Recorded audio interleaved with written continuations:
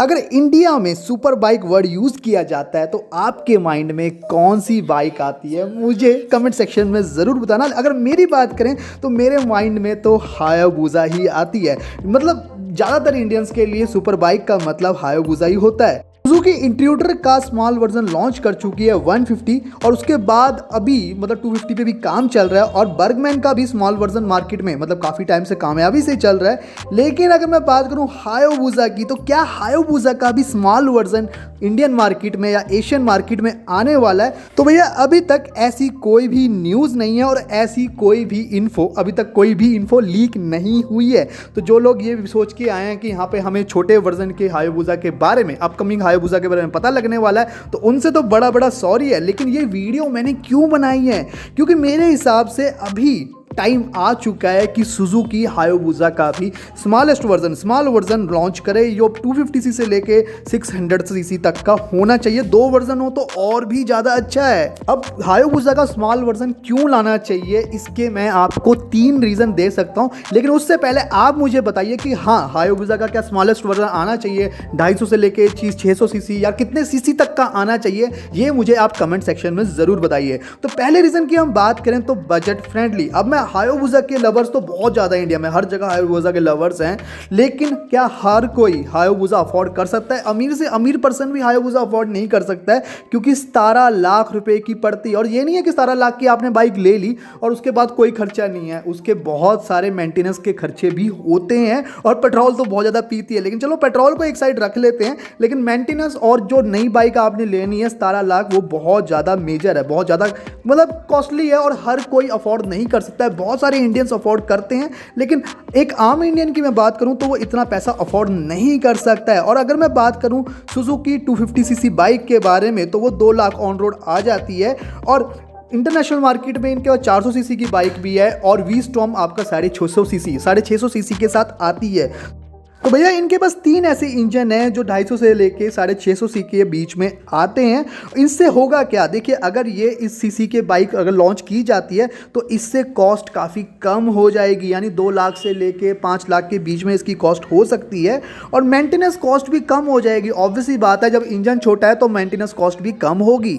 लेकिन अगर मैं लुक की बात करूं तो देखिए, ढांचा तो वही लगाना है इन्होंने, या फिर आप पुरानी हायाबुसा का लगाते हैं, नई हायाबुसा का लगाते हैं। प्रेफर यही करूंगा कि ओल्ड हायाबुसा का ही डिज़ाइन कॉपी किया जाए, क्योंकि लोगों के माइंड में वो ज़्यादा है। और सेकंड थिंग, मतलब अगर नई वाले का कॉपी आप करेंगे तो लोग कंफ्यूज हो जाएंगे। तो दैट्स वाई ओल्ड वाले से ही इंस्पायर आप एक नई हायाबुसा बनाते हैं कम सीसी की, तो वो बहुत ज़्यादा मार्केट में चलेगी।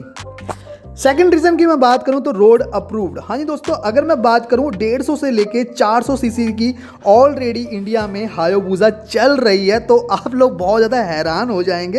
अब आप बोलेंगे कि कैसे यार, हमें तो पता भी नहीं लगा। तो मैं आपको बता दूं, क्लियर कर दूं कि वो सारी हायाबुसास मॉडिफाइड होती हैं। यानी R15 का इंजन हो गया, जिक्सर का इंजन हो गया, या डोमिनर 400, सबसे ज़्यादा डोमिनर 400 के इंजन को कन्वर्ट किया जाता है। बेसिकली बाइक को कन्वर्ट किया जाता है हायाबुसा में। अब आप कहेंगे, जब ऑलरेडी हायाबुसा हम मॉडिफाइड करा सकते हैं 2 लाख रुपये दे के, बेसिकली 1.5 से लेके 2-2.5 लाख का खर्चा आता है ऊपर, और उसको देके आप उसको मॉडिफाई करा सकते हैं, तो भाई हमें नई हायाबुसा की क्या ज़रूरत है? तो सबसे बड़ी बात मैं आपको क्लियर कर दूं कि भाई वो जो हायाबुसा होती है वो रोड अप्रूव्ड नहीं होती है, RTO अप्रूव्ड नहीं हो सकती है। तो यानी उसको आप सिटी में नहीं चला सकते, लॉन्ग रूट में नहीं चला सकते, या चंडीगढ़, दिल्ली, मुंबई जैसे शहरों में तो बिल्कुल भी नहीं चला सकते। तो भाई उसको रोड में चलाना एक तरह से क्राइम ही है। यानी उसको थोड़ा बहुत आप चला सकते हैं, और मतलब उसको घर पे शोकेस की तरह ही रखा जाता है, उसको ज़्यादा आप रन नहीं कर सकते। लेकिन जो सुजुकी लॉन्च करेगी वो एक नई हायाबुसा होगी, कंपनी की अप्रूव्ड हायाबुसा होगी। उसको आप रोड पे भी चला सकते हो, लेह लद्दाख भी लेके जा सकते हो, ऐसी सिटीज़ में भी चला सकते हो जहाँ पे चलान बहुत ज़्यादा होते हैं, दिल्ली, चंडीगढ़, ऐसी हर जगह पे चला सकते हो।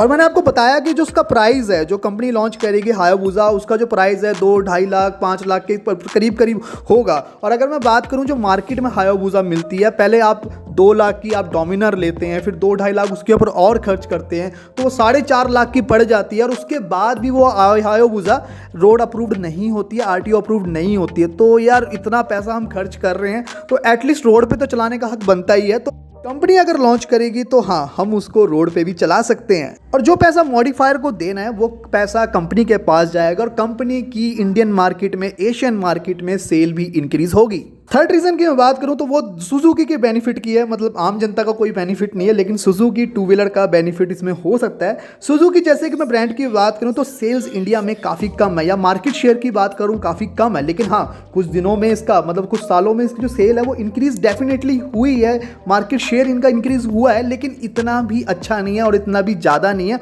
और इन फ्यूचर कोई मार्केट शेयर इनका बहुत ज़्यादा मतलब बढ़ता हुआ नहीं दिखाई दे रहा है। कंप्यूटर सेगमेंट की मैं बात करूं तो देखिए बाइक में इनके कंप्यूटर सेगमेंट 100 सीसी के मामले में कोई भी नहीं है, 125 में भी कोई नहीं है। हाँ एक स्कूटर है आपका, एक कंप्यूटर स्कूटर है वो एसिस है जो अच्छा चल रहा है। बाइक की बात करूं इंट्रूडर है जिसकी सेल बहुत ही ज़्यादा कम है, मतलब बहुत ही ज़्यादा कम है। और अगर मैं बात करूं जिक्सर की, जो जिक्सर इनकी बहुत बिकती है, लेकिन अगर देखा जाए मार्केट शेयर के हिसाब से तो वो बहुत ज़्यादा मतलब ना के बराबर ही बिक रही है। जिक्सर 150 की बात करूं या 250 की बात करूं, दोनों बहुत ही बेहतरीन और अच्छी बाइक्स हैं, लेकिन उनकी सेल बहुत ज़्यादा कम है। उसका रीज़न ही क्या है, अगर जिक्सर 150 की मैं बात करता हूँ तो लोग उन ज़्यादातर जो हैं वो R15 में मुड़ जाते हैं। 150 सेगमेंट की सबसे बेस्ट बाइक है R15, ऑब्वियसली बात है। अगर मुझे भी ऑप्शन मिलेगा जिक्सर या R15 में तो मैं R15 को ही चुनूंगा, ज़्यादातर लोग वही चुनेंगे। और अगर मैं 250 की बात करूं तो पल्सर 200 होगी, KTM 250 होगी, तो ऐसी बाइकों में ज़्यादातर लोग स्विच कर लेते हैं। तो मुझे भी अगर ऑप्शन मिलता है तो मैं इन तीनों बाइकों में KTM लेना ज़्यादा बेटर पसंद करूंगा, क्योंकि यार देखिए KTM की बात करूँ, R15 की बात करूँ तो इसके नंबर ऑफ सेल्स ज़्यादा है। अब नंबर ऑफ सेल्स होने का मतलब है स्पेयर पार्ट ईजिली मिल जाता है, रिपेयरिंग वाले भी जल्दी मिल जाते हैं, और दूसरी चीज़ की सबसे बड़ी जो मेजर चीज़ है वो है रोड प्रेजेंस। अगर मैं रोड प्रेजेंस की बात करूं तो जिक्सर से दोनों बाइकों की जो रोड प्रेजेंस है वो बहुत ज़्यादा अच्छी है, तो दैट्स वाई मैं R15 और KTM में से ही कोई बाइक चूज़ करूंगा। तो यहाँ पे हायाबुसा का नाम, क्योंकि इंडिया में हायाबुसा का नाम बहुत ज़्यादा चलता है, तो यहाँ पे हायाबुसा का नाम सुजुकी कंपनी के लिए हुक्म का इक्का बन सकता है। और हाँ सारी बाइकों को फेल भी कर सकता है, मतलब सेल काफ़ी ज़्यादा अच्छी आ सकती है। 250 से लेके 500 सीसी में अगर ये लॉन्च करते हैं, 600 सीसी में लॉन्च करते हैं, तो इनका जो सेल नंबर ऑफ सेल्स हैं वो भी काफ़ी ज़्यादा अच्छे आ सकते हैं। तो यहाँ पे कंपनी के लिए हर एंगल से ये एक बेनिफिट ही होने वाला है। तो मेरे हिसाब से अब टाइम आ गया है कि कंपनी हायाबुसा के स्मॉलर वर्जन के बारे में सोच विचार शुरू करे। चलिए दोस्तों वीडियो को यहीं पे अंत करते हैं, तब तक के लिए जय हिंद, वंदे मातरम।